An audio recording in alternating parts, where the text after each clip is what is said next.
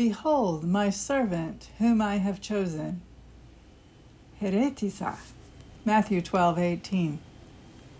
In Matthew 12, he is quoting from Isaiah and saying, my chosen, 𝘱𝘭𝘢𝘯, which is a form of 𝘱𝘭𝘢𝘯. 𝘱𝘭𝘭𝘢𝘯 means to choose with delight or love. Chosen in the New Testament is usually 𝘋𝘰𝘸𝘯𝘯, from which we get the word elect. But 𝘱𝘭𝘭𝘢𝘯 is only used once in the New Testament. Sometimes, if a word is only used once in the New Testament, you can look in the Old Testament, because there's a Greek translation of the Old Testament, the Hebrew Bible, called the Septuagint, or the LXX. And 𝘱𝘭𝘢𝘯 is used 21 times in the LXX. For example, in 1 Chronicles, when David is describing what God told him, "It is Solomon, your son, who will build my house and my courts, for I have chosen him to be my son, and I will be his father." This is 𝘱𝘭𝘢𝘯𝑯, whereas elsewhere in the same passage, talking about David, it says 𝘋𝘰𝘸𝘯𝑆. Matthew often quotes from the LXX, and you can really tell because part of it is different.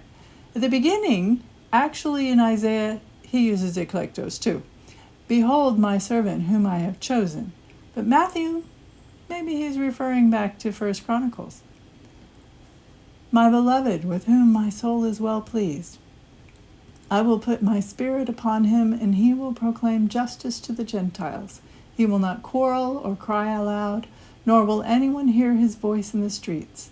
A bruised reed he will not break, and a smoldering wick he will not quench, until he brings justice to victory, and in his name the Gentiles will hope." In his name the ethne will hope, is what it says literally, both in Isaiah 42:4 in the Greek Old Testament, LXX, and Matthew. We have kai to onomati avtu, ethne elpiousin.